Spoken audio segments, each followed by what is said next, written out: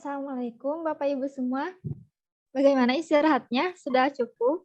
Waalaikumsalam, alhamdulillah Mbak. Bagaimana Ibu?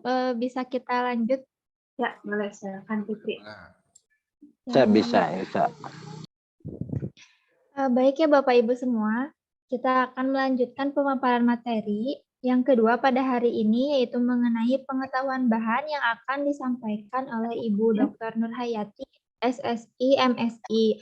Nah, beliau merupakan trainer aktif di Pusat Kajian Halal UIN Sunan Gunung Jati Bandung. Untuk mempersingkat waktu, mari untuk pemaparan materinya saya persilahkan kepada Ibu Nurhayati.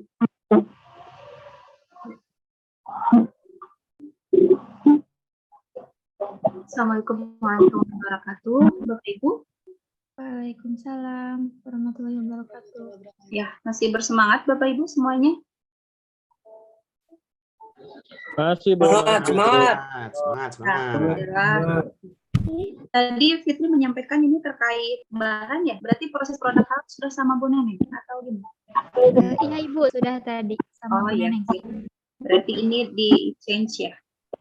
Iya betul. Baik, kalau gitu Bapak Ibu saya izin mempresentasikan ya. Akan mempresentasikan. Nanti kita lebih banyak diskusi juga jika Bapak Ibu ingin banyak bertanya terkait dengan bahan.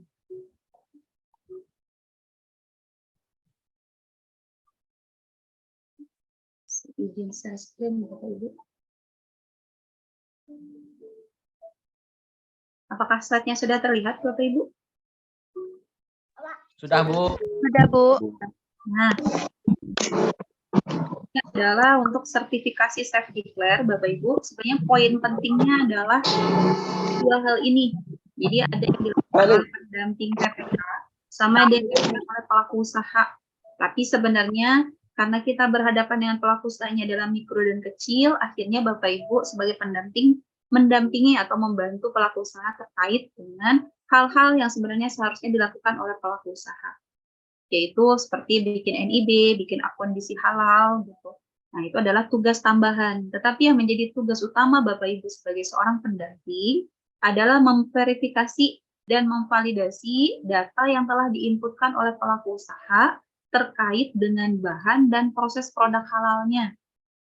Nah, di sini Bapak Ibu, terkait dengan bahan, Bapak Ibu akan mengecek pelaku usaha tersebut bahannya itu adalah bahan yang sudah sesuai belum dengan apa yang diharuskan, yaitu bahan yang positif list atau bahan kritis yang sudah ada sertifikat halalnya. Nah, kalau misalnya Bapak Ibu dokumennya sudah benar, pelaku usahanya yang inputkan tersebut, nanti Bapak Ibu memverifikasi di lapangan.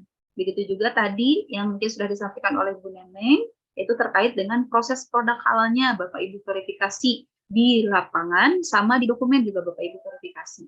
Ya, jadi sebelum Bapak Ibu tahu cara melakukan verifikasi dan validasi, berarti tahu dulu nih rules-nya atau aturannya bahan-bahan apa saja yang bisa diajukan dalam proses sertifikasi halal. Ya, di sini makanya kita akan memaparkan beberapa penjelasan terkait dengan ketentuan bahan dalam proses produk halal dan dokumen pendukung bahannya. Nah, secara umum kita bagi 3 jenis bahan, Bapak Ibu. Jadi ada bahan yang diharamkan, di mana bahan-bahan ini sesuai dengan fatwa MUI sudah dilarang, atau secara agama kita, agama Islam, itu tidak diperbolehkan untuk dikonsumsi. Ya, ini merupakan bahan-bahan yang diharamkan. Nah, kemudian yang bisa untuk proses produk halal yang mana? Yaitu bahan yang tidak kritis atau bahan yang positif list. Ya, bahan positif list itu yang mana? Yaitu bahan yang berasal dari alam tanpa ada proses pengolahan dan dia tidak terkontaminasi atau tidak berisiko dengan sesuatu yang haram atau najis atau tidak membahayakan dia. Nah, ini terkategori sebagai bahan yang positif list. Contohnya, pelaku usaha atau pelaku usaha tersebut dia pakai ikan atau mungkin telur segar gitu ya. Nah, anggaplah ikan lah, kita kasih contohnya. Nelayan mengambil ikan di laut, kemudian dijual ke pasaran, kemudian dibeli oleh pelaku usaha, langsung ikan tersebut dijual dibeli pelaku usaha kemudian diproduksi dan dijual, berarti ikan ini karena tidak ada proses pengolahannya, dia terkategori sebagai bahan positif list. Dia berasal dari alam tanpa ada proses pengolahan,